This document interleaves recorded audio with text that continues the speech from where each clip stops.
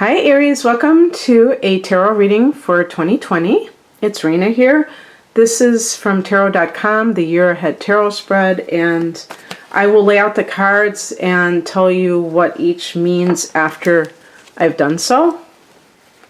And we shall see. You know, don't get too caught up in it. Some people are like, you know, they take tarot readings on YouTube seriously. That's ridiculous. Don't do that. Just, you know, have fun and see if any of this kind of matches up to what has been happening for you or what you think could happen. This is meant for every Aries person on the planet, so that just tells you how, you know, that's just, this is kind of like more of a synchronicity test, if anything, so.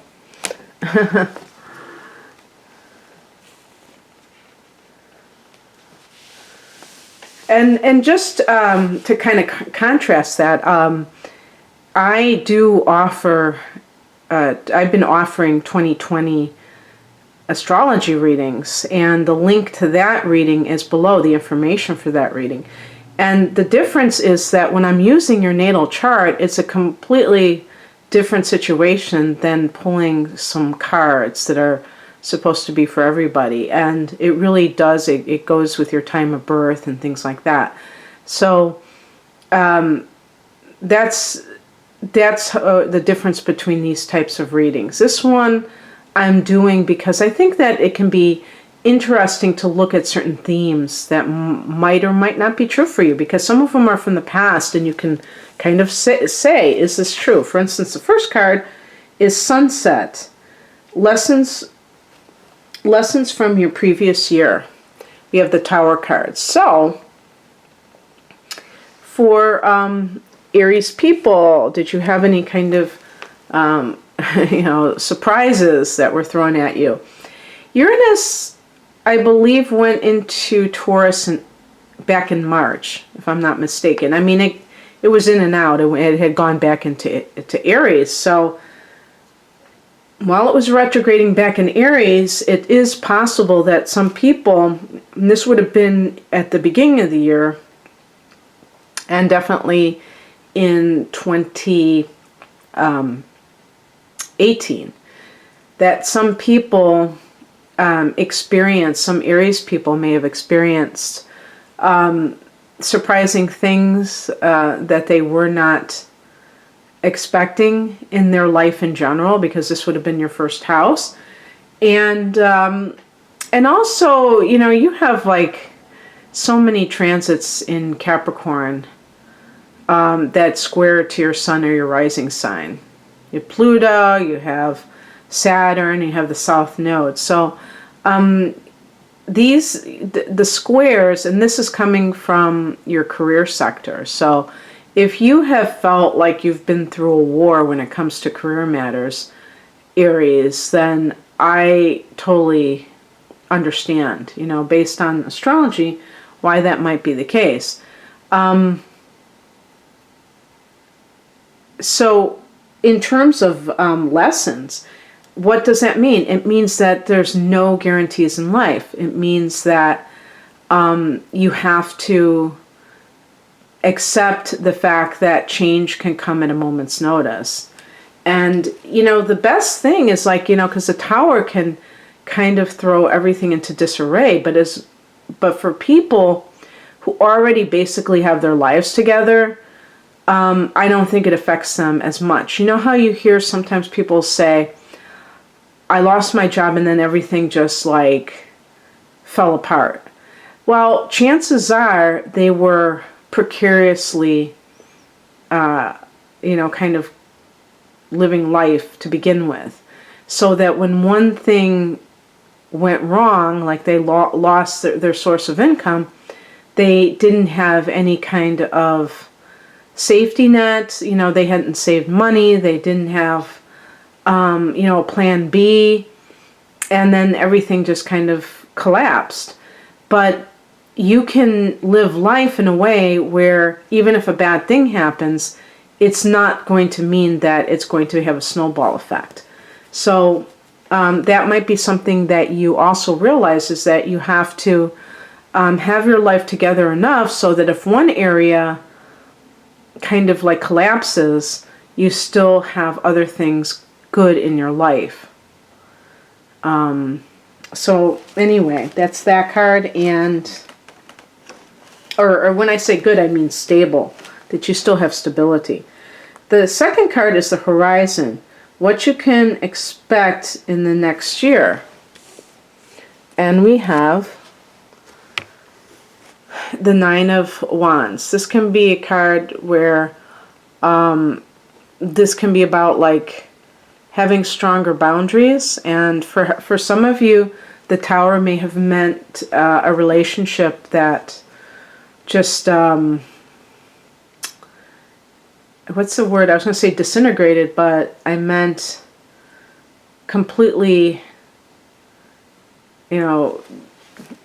completely like blew out all of a sudden. Like maybe you were kind of holding things in and then it just all came out. Imploded.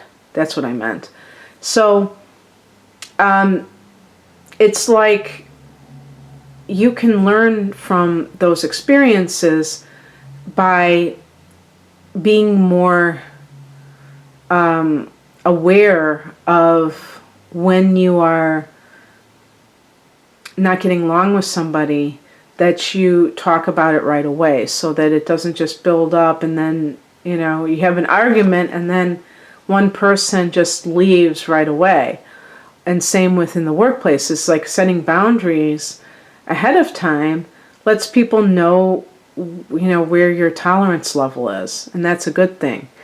I think in general with the Nine of Wands, that this can be something connected to, like if it's things that you want to do. The number 9 is a humanitarian number, and wands connect to art, creativity and independence and things like that. So I could see people who want to become teachers and what we call light workers, which can be any kind of a healer, helping other people to become independent. So even like a life coach, I could see something like that for some of you. And I think Aries people make wonderful life coaches if they want to do that kind of work. The third position is the obstacle, that a challenge you'll face in the coming year, and it's the Five of Wands. This is a card of competition and a card of a dog-eat-dog mentality. And so this is kind of what it's kind of a funny thing, because Aries people, I wouldn't be surprised if most of them thrive on competition. Aries is a very competitive sign.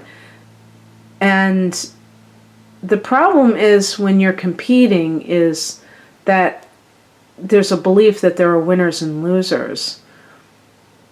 And the truth is that that kind of thinking can easily become quite selfish, where it's just about your glory or egotistical. And true competition is competing against yourself for your personal best. And it's so that is a way to kind of better yourself and challenge yourself without having to step over other people. Because you may feel like, even, let's say you work for somebody else, and this kind of situation is just commonplace, where people are trying to stand out, have the boss think that they're great by outperforming other people. And this can lead to a lot of the lower nature of Aries. Remember that Aries is ruled by Mars, and Mars is the god of war. The god of war is somebody who loves, or at least is comfortable with, conflict. But when it's taken too far, Aries people can kind of thrive on the negative energy. And they're really not thriving, but they think that they are. So it's very important to realize that there's nobody, this life isn't a competition, so there's nobody to beat. And whenever you beat somebody else, there's going to be somebody else that's better than you at whatever it is that you do. So it's foolish to just act like you're the expert of something, or you're the greatest example of it. Becoming more humble is actually a worthy goal. And yeah, so that's what I would say about that position. And now the fourth position is strength. How to harness your true power. And we have the Queen of Swords. So this is a card that combines the element of water and air. So water represents emotion and air represents the intellect. Even though fire is not water, fire signs can be emotional, albeit in a slightly different way.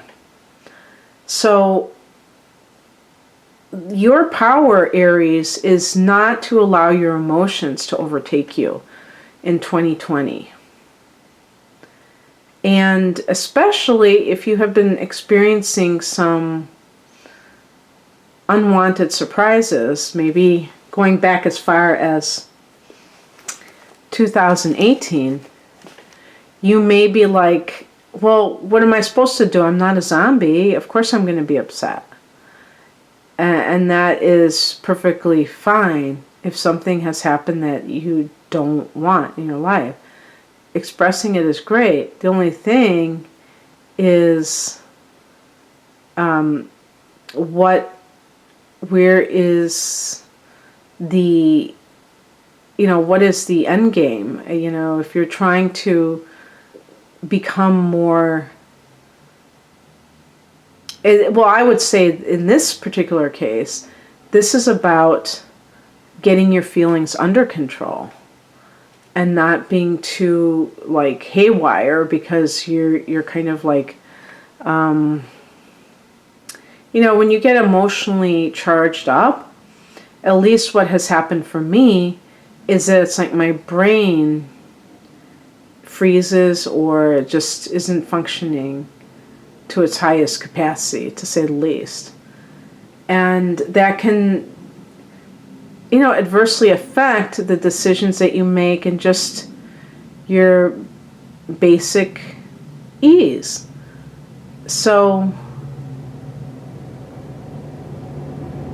waiting for that train. So trying to clear your head and make sure that there is space between you and your thoughts is always a good thing. And not being too subjective. I think a lot of Aries are very objective because fire energy is objective. But still, you may have an inner planet in Pisces, or maybe you have a moon in Scorpio. Who knows? 5. Advice. Lessons you learned last year. Okay, so the 5th position is right here. And so this is another card that reflects the past year. Wheel of Fortune. Okay, so here we had the Tower, and then we get the Wheel of Fortune. Now, you see how the person is falling off of that wheel, and then these people are on top of the wheel. That's, that's talking about the cycles of life. And so, it's very interesting. I was talking about you have this intense kind of in some cases maybe even is limiting energy in the 10th house of career with Saturn there and with the South Node there. It's potentially, it doesn't mean that it is. But now that you have Jupiter there, and Jupiter is actually connected to the Wheel of Fortune, by the way, that can make things a lot more positive. That can mean that your luck has turned in a positive way. Sometimes we feel that we're on top of the world, and sometimes we feel like we're the stuff underneath somebody's shoe. That's just, I think, human nature. And yes, it can veer quite wildly between one, from one to the other. But these are cycles, and when they have played themselves out, then you can move on to the next cycle. Or when we make that decision on our own, I guess. So the 6th card is navigation. Guidance for the year ahead. We have Ace of Swords, seeing things as they really are. This means cutting through the illusion. The Ace of Swords to me is really talking about the need for mental clarity, but also, I think, honest accountability within yourself. And even though this card isn't particularly connected with it, I would say self-reflection, in order to see exactly what it is that you need to do in order to better your life. Or if you're dealing with a particular person, to be able to see them as they are and not to have an overly idealistic version of their life. And this is wonderful, because the Ace of Swords can be about, beginning anew, but you're doing so with a sense of knowing which direction you want to go in. As I said, that sense of clarity. It's funny because I'm looking at the word clarity, because the 7th card is actually speaking on that. So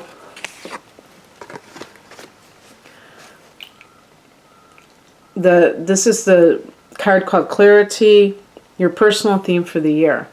The 3 of Cups is a card of celebration, of socializing, and things like that are lighthearted and fun. And this can be a year that you are more connected with friends, where you're doing more things that are kind of enjoying yourself, rather than maybe in other years where you were working really hard. Maybe you're just wanting to slow down and enjoy all that you have accomplished. Or it could be too that you or your partner has goals in a direction that relates to other things in life besides just making money and working. And that may come as quite a relief if you are currently with this person, because you may have been trying to convince them for quite a while about this, that they need to kind of slow down, and you are the kind of person, or they might have been trying to, tell you that you need to slow down. Aries people tend to have their irons in a lot of fires and be very active. But this can, for some, be in the form of being a workaholic, working many hours a day. And when that happens, sometimes people especially if they're used to have been working and don't have to, are kind of like, okay, what do I do now? And with the Three of Cups, this is kind of like, you don't have to decide this right now. The Ace of Swords might be you're making that transition to another area of life, and the clarity that you're seeking may be revealed when you are willing to look at something directly. Maybe you've been kind of avoiding something. The Ace of Swords can be, seeing things as they really are. So there's not any lying to oneself. And in the meantime, for some people, like if we look at the Tower as maybe an end of a relationship very suddenly, the last card, the Three of Cups, can be in being able to enjoy the company of your friends. And perhaps when you were in that other relationship, you weren't, quote unquote, allowed to. And obviously, I'm hoping that people know what I mean by that. That this is not something that you felt that you could do. And now this is a time for you to be able to shine, to be able to let down your hair. And yeah, so I really like this last card for you, Aries. I think that it can be, a very happy year. So I hope that you enjoyed this. And again, if you would like an astrological 2020 reading, the link is below. Take care. Bye.